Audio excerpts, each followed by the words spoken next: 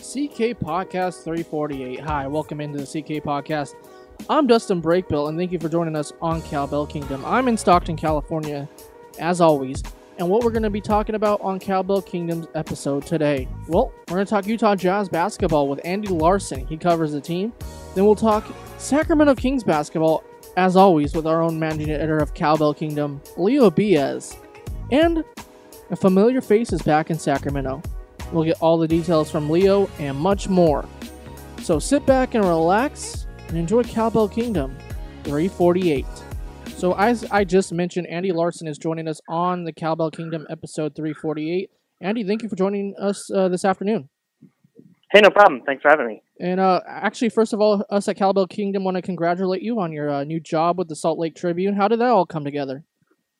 Yeah, I mean, it's kind of one of those things where they knew that they had a spot that they had to fill, and so they reached out to me a little bit less than a month ago, and I grew up reading the Trib and all of that, and so it was a cool opportunity, and I'm excited to make the move. Well, congratulations. Let's get to the Utah Jazz now.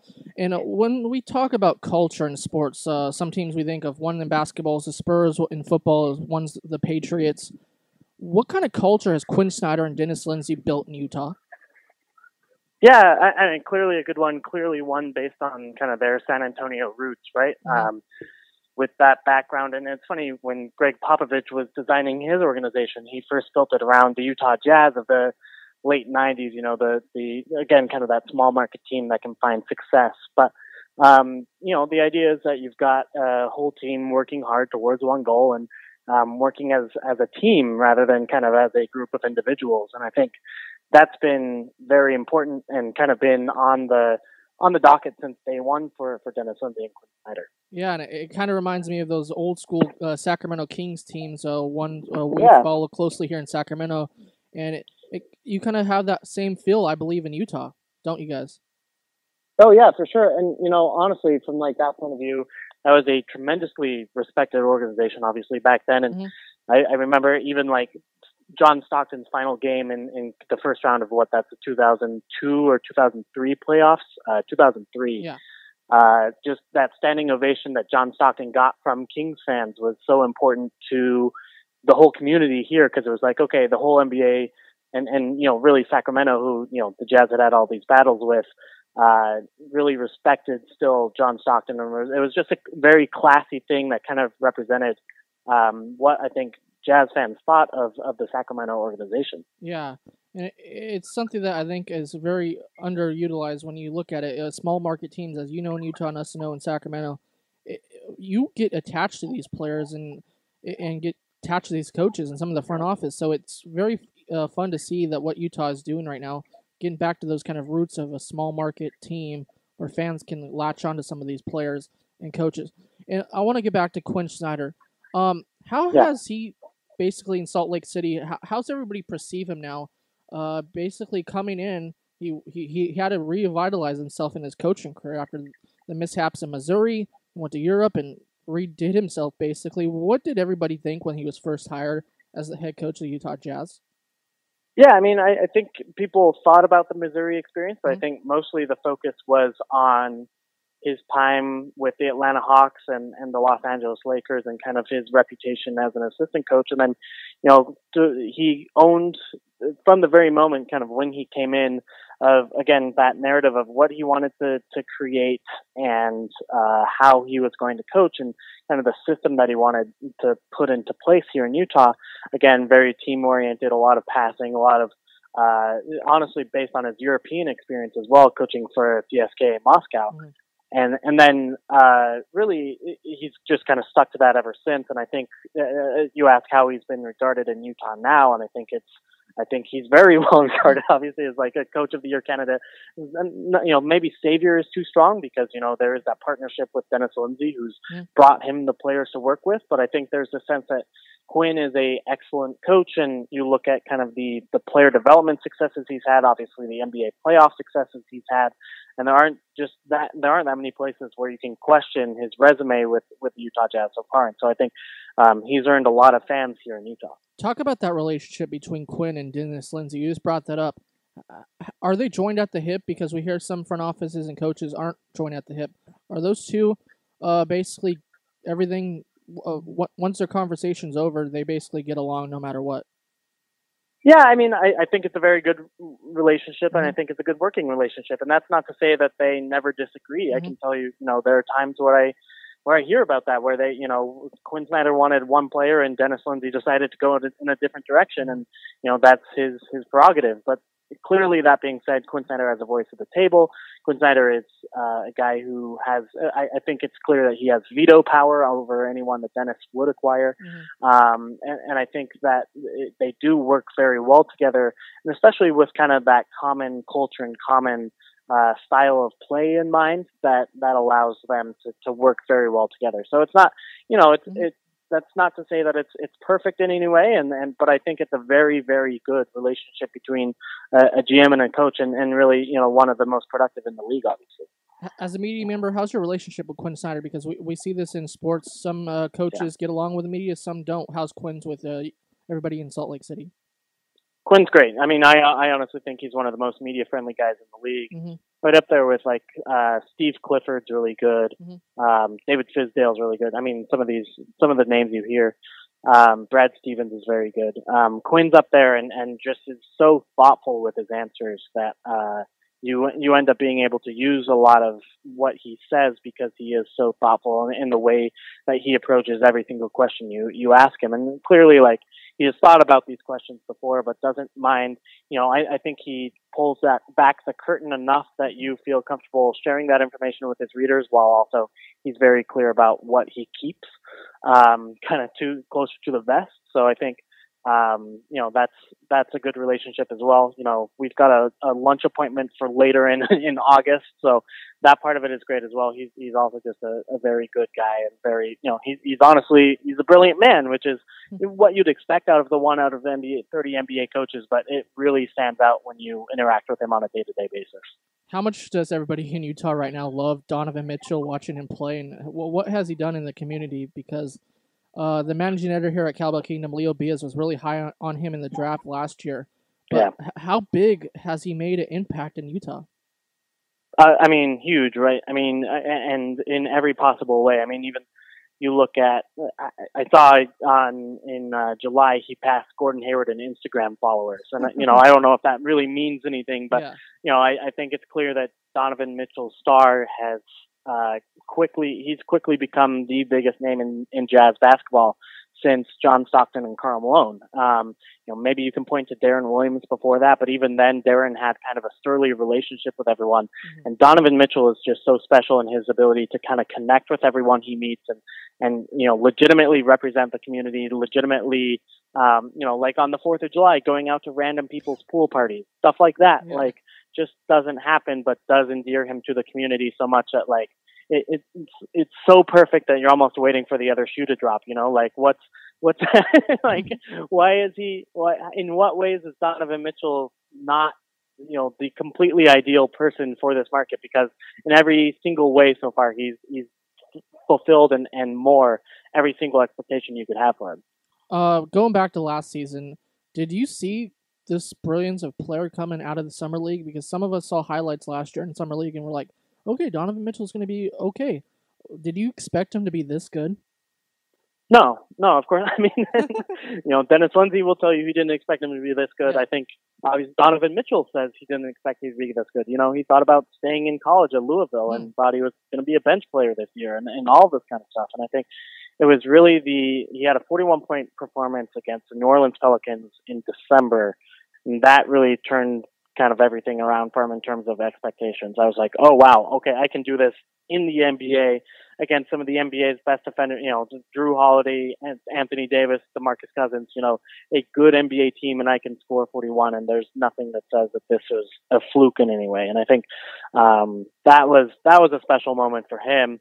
And no one saw this coming in any real way. I think, the comparison was, a defensively solid, lanky shooting guard with some athleticism, but probably wasn't going to be an efficient scorer or a good scorer, not a high volume scorer. The comp was, kind of an Avery Bradley type. And clearly surpass that in every way in year one in a way that you would just never expect. We're talking to Andy Larsen, talking Utah Jazz basketball on Cowbell Kingdom's podcast. And Andy, I asked you the relationship between Quinn Snyder and the media. How was Donovan's relationship with the media in his first year? Even better. Like, it's stupid. Like, I feel like I keep saying like all these positive things about the Utah Jazz, and your listeners are going to be like, oh, these are, this guy's a homer. This guy knows.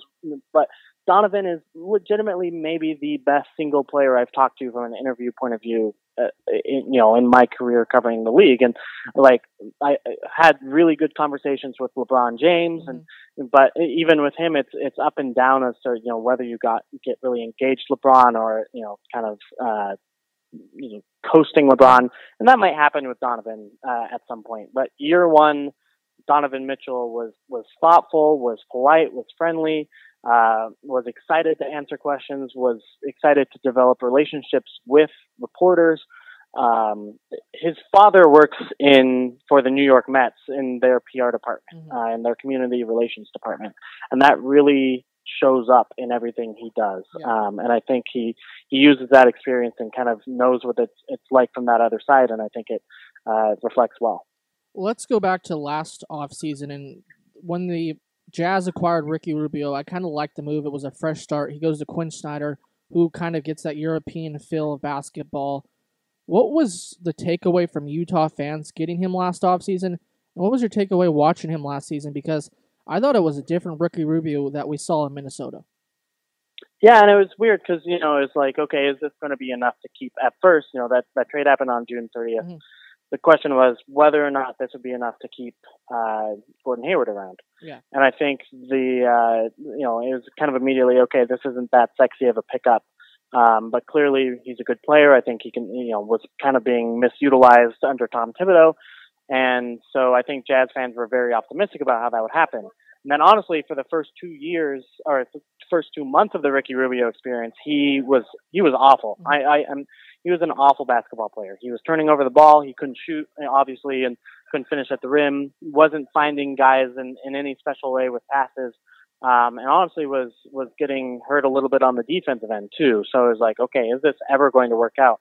And then, somewhere, and really it's when the Jazz's season turned around in January, February, March, like the chemistry started to click with him and Rudy Gobert.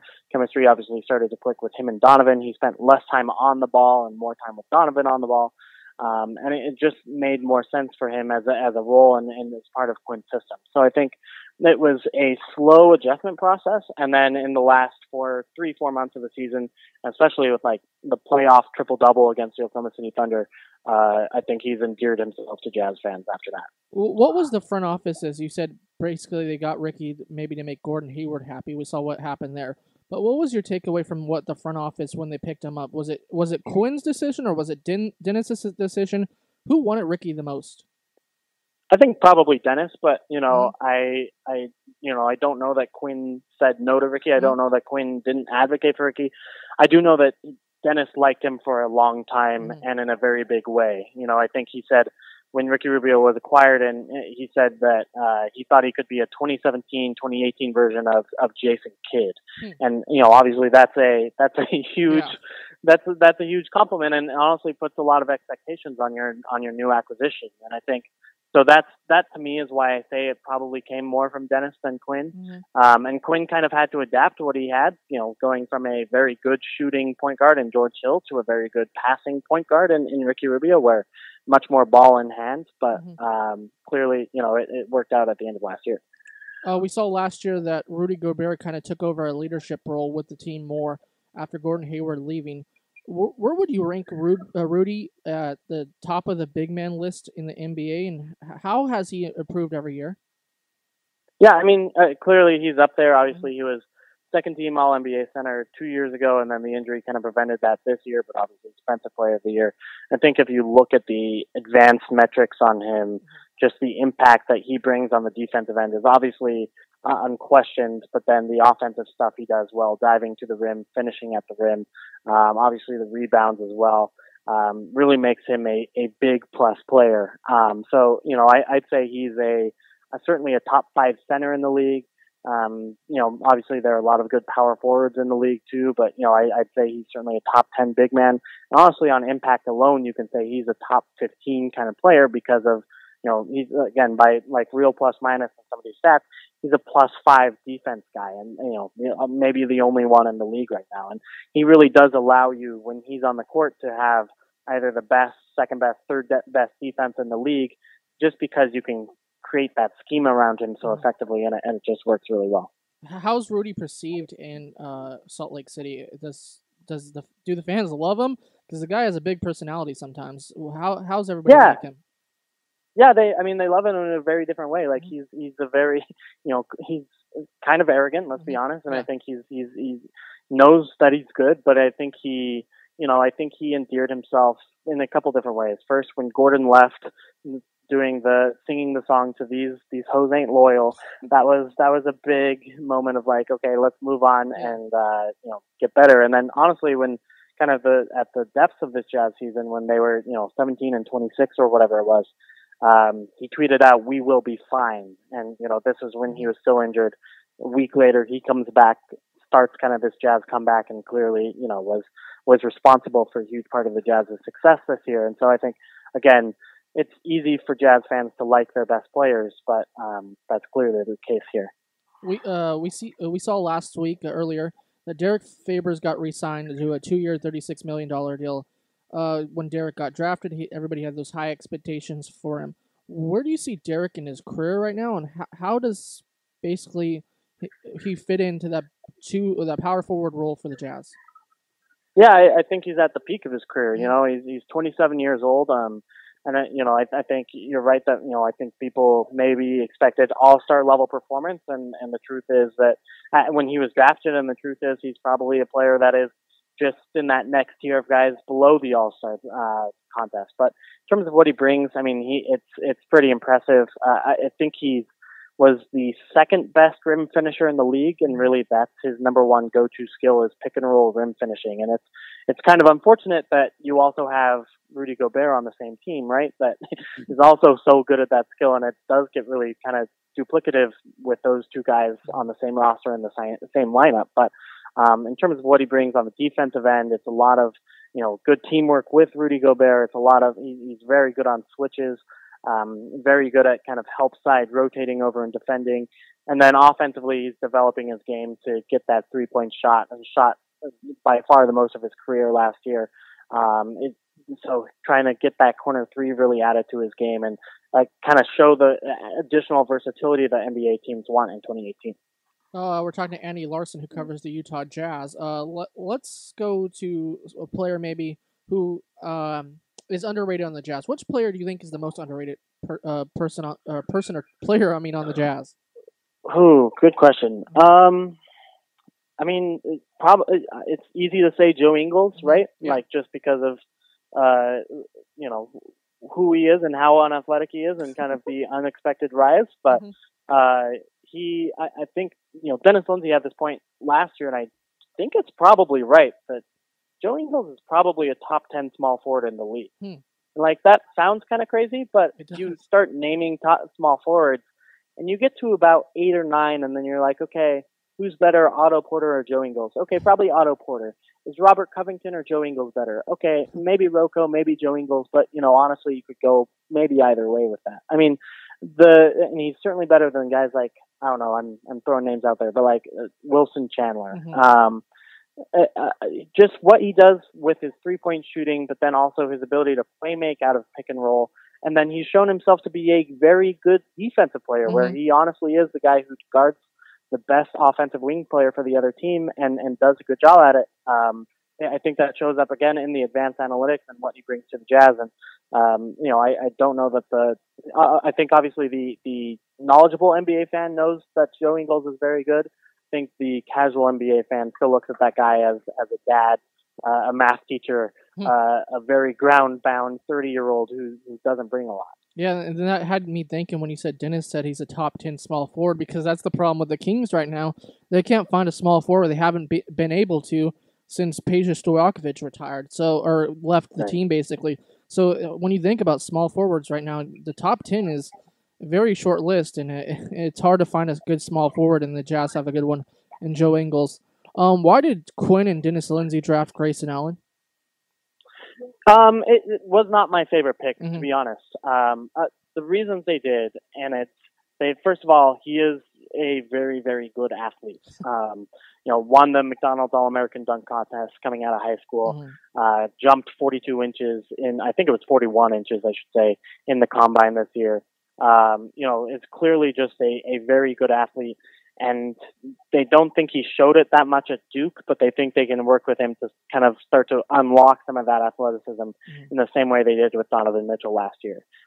They like what he brings in terms of a playmaking and off-ball player where, I think they think he will fit well with Donovan Mitchell to be able to come off of screens and hit those kind of shots that he did at Duke, but then also make the right play, kind of playing in not a point guard role, but again, a secondary playmaker role.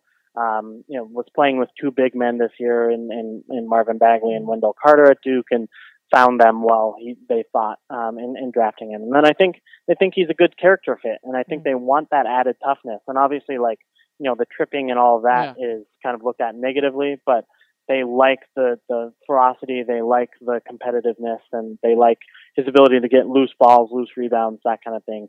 And they think their team needed more of that, quite frankly, to kind of get to that next level of the playoffs. We kind of saw that in summer league already with him and Trae Young. What was the whole takeaway from that in Utah? Yeah, I mean, nothing. I don't think anyone was surprised. I don't think anyone nationwide was surprised, right? Like, clearly Grayson was guarding him close on this, 3-point attempt. I think Trae went up with the ball and, kind of intended to draw the foul, and Grayson fouled the hell out of him, and then that's that. I don't think anyone was surprised that there was this blow up between these two guys, and I think Grayson obviously took that challenge on, but I think again in Utah people were endeared by that. I was like, okay, you're going to be the tough defensive presence that I think every fan likes. We're talking to Andy Larsen, who covers the Utah Jazz basketball team. Everybody knows. Listen to Cowbell Kingdom, episode 348. Two more questions, but I have one more before those final two. Dante Exum, somebody I've always been interested in. We've seen the development of him maybe be slow, or we don't. What is the development of Dante Exum? Because he had high expectations when he was drafted. Yeah, I mean, clearly just has been completely interrupted and impacted by the injuries, right? So that the ACL tear cost him a year and cost him a summer. The shoulder injury last year at the beginning of preseason cost him most of last year.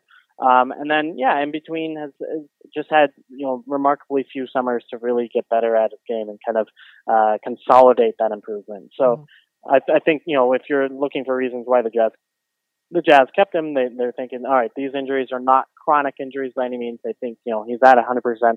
There's no reason to expect more injuries from Dante than an average NBA player. And then they hope that they can, really build on what he brings from a length and defensive point of view. Clearly, they thought that his one-to-one man defense last year was exceptional. And in particular against James Harden in the second round, did a great job of sticking with him with his lateral quickness in a way that, 95% of NBA defenders can't. And they think that that's really a skill that they want to have and keep on their team, and then can keep him on the floor and allow him to develop offensively. From a shooting perspective, it's not there yet, and he clearly needs to work on that. From a finishing perspective, he's got a couple different moves, but it's not as solid as you would like. And from a playmaking perspective, clearly still needs to learn how to attack the pick and roll better, and needs to find his teammates in better spots. But he is a little bit too predictable right now. But they all feel like he's 22 years old, right? Like he is younger than Grayson Allen. Yeah. And in terms of developmental bets, they think Dante Exum is a good one, and it's hard to really disagree. How is he somebody to cover? Asked you about that, about Donovan Mitchell. How's Dante? Because we know, as I said, expectations. What coming into the NBA, a lot of people were highly on him. What's it like covering him, and how's his attitude? Attitude, fine, good.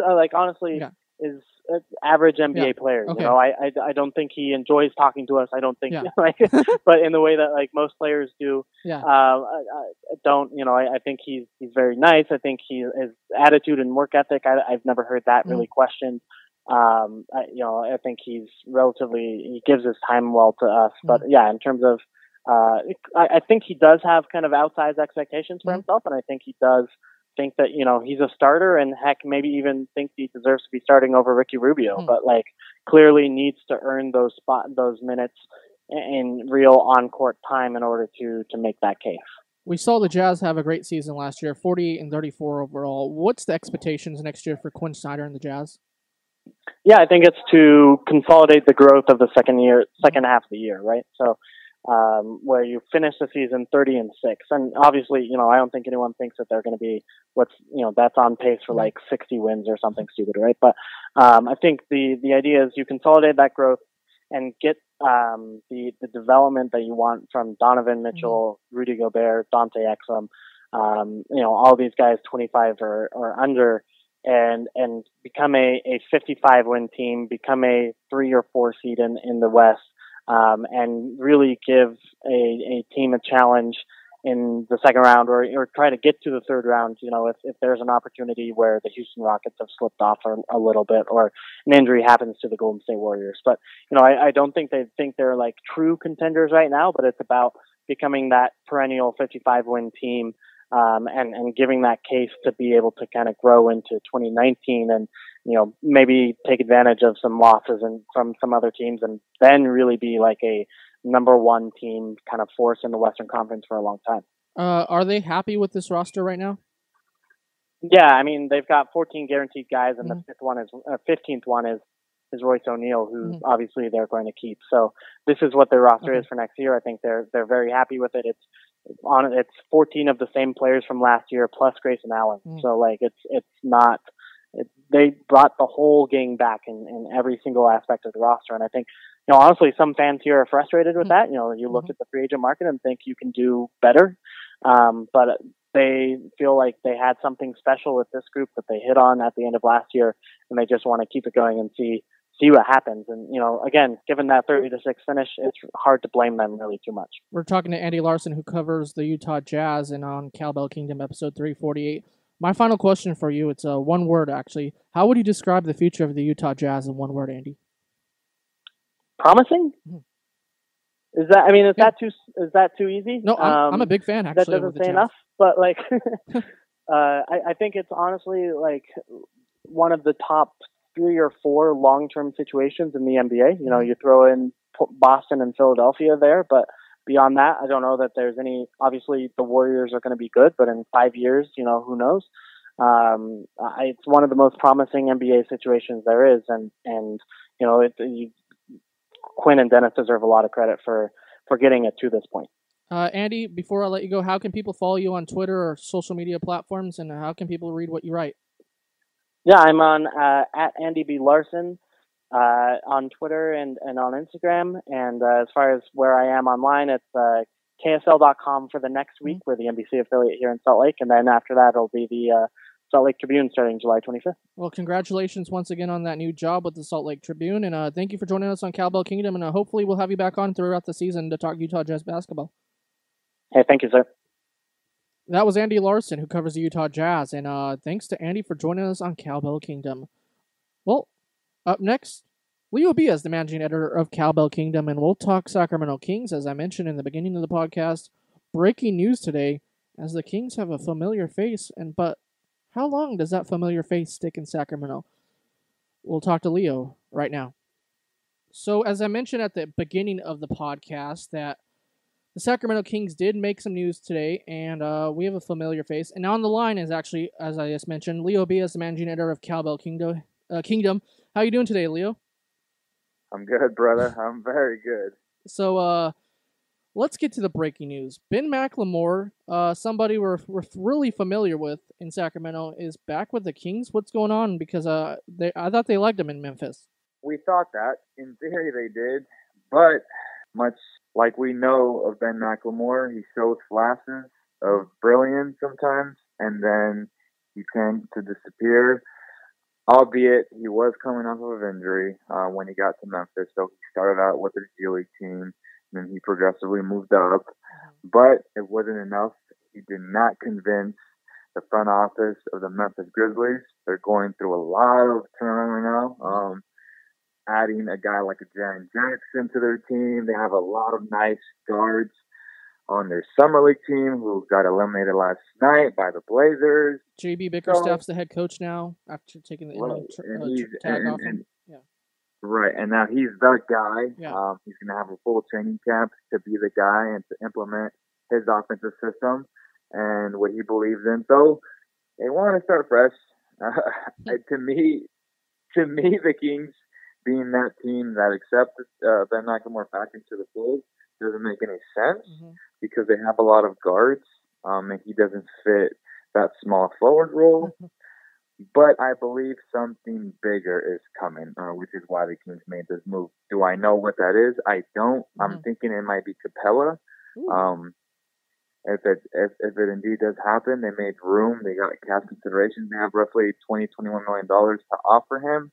I think Capella's looking for that $100 million contract, which I believe is worth it because he is one of the young, dominant defensive bigs in the game today. So that warrants whatever he wants, especially for the Kings, a franchise that has lacked in bringing in talent like Clint Capella. What would Daryl Morey be okay with giving up Clint Capella? What would he want in return? And well, he's not giving him money now. I mean, there's huge stallbacks right now with Capella, and he's asking for a certain amount. The Rockets aren't willing to give it up, and I think the Rockets are making a huge mistake.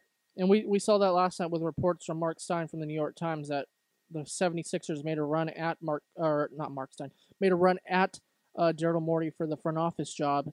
But it's interesting right now in Houston, as we talked about last week with Mark Ryan. So you think Clint Capella could be a King in your mind? I do, and that would be a great fit with the Kings with what they have. He's only 23, almost 24, I believe. Has a lot of left in the bag, and like I said, he's one of the best defensive players just in general in the NBA, and that would be a major upgrade talent-wise on the Kings roster. Have you heard any chatter from the front office or anybody else? They don't leak anything out, man, and that's the case. Which in some sense is really good because I don't want them leaking out, certain information. But they've been very good about that all summer long, and props to them. The Kings also got another piece in this. Tell us about that. Yeah, I mean, Davis, he's an okay pick, man. He was drafted in the first round a few years ago, and he just hasn't lived up to the hype. The Grizzlies got tired of waiting for him. I was listening to a couple of the games that he played in summer league this year. His last game was last night. He didn't play so well, but it was funny that everybody, like every broadcaster that does games on ESPN, they all want to compare every big to Clint Capella. Like if it's just like if Clint Capella is like the guy, I'm flipping on what I want to say in terms of wordage and verbiage of what I'm trying to say, but. And it's funny how they want to make every single guy a Clint Capella, but what they don't understand is that Clint Capella has high basketball IQ, has elite lateral quickness, which is why he's such a good player, which is why he's such a good defender. So it kind of bugs me and it irks me when they want to just throw his name out there like if Capella was a scrub and like everybody can just become Capella. Like, no, Capella is a great player. In his own right in terms of defense, and he still has a lot to learn on offense. And if he ever does see an offensive game, he's going to be unstoppable. Leo, before we let you go, so what's your take on this move? What happens with Ben McLemore? Do they let him go? Do they keep him? Or what moves do we see in the next few days? Do you think something's happening? I'm not sure. Honestly, I'll be honest. There's just so many question marks right now, but I do believe there is a bigger move coming soon to the Kings.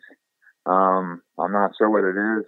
If I had to guess, I think it's Capella coming to the Kings and, adding that defensive presence that they've really wanted from Willie Cauley-Stein. It might be a sign and trade. Maybe Cauley-Stein goes to Houston and then they get their center and, he looks a lot better next to Chris Paul and with a James Harden. And he becomes a new Clint Capella because he does have a lot of great qualities and similar qualities to Capella. Willie doesn't have the same basketball IQ and the same instincts, but playing in that type of culture and that winning culture may change some things for Cauley-Stein. I'm not sure. So we'll just have to see. Lots of exciting things coming soon to the Kings, and of course, Cowbell Kingdom will be right there to provide all of the coverage, my man. Yeah, we always provide frontline coverage right here on Cowbell Kingdom. Before I let you go, what's going on this week with Cowbell Kingdom, and what should we look forward to? Yeah, again, we're still working on all these vlogs. The first one that's coming out will be Jonathan Isaac from the Orlando Magic. And after that, we don't know if it'll be Jaren Jackson, DeAndre Ayton, Trae Young. I think the all-rookie or the all-summer league team came out today. Josh Hart being named MVP. Hell of a player, man. Yeah. Love Josh Hart. A man among boys kind of right now, right? Right, yeah. Right. So, yeah, just stay tuned for all the vlogs, all the behind-the-scenes stuff, and, of course, the great podcast with Dustin. Yeah, and, of course, you but Leo, thanks for joining me for a few minutes and talking about this Ben McLemore trade and whatever else is happening because. Hey, and shout out to my boy Garrett Temple, man. Yeah, 2 o'clock time. He was the first guy to ever come on the podcast, and I was the first one to have him on the podcast here at local media. Great guy, love him to death, and I wish him nothing but the best. Yeah, somebody the Kings fans really liked a lot, and a big community guy. That's what my takeaway from Garrett Temple was. Thanks for joining me, and we'll catch up very soon, Leo. All right, brother. Be good. Well, thanks to Andy Larsen, who covers the Utah Jazz, and my managing partner and my co-host for this podcast, Leo Bias from Cowbell Kingdom.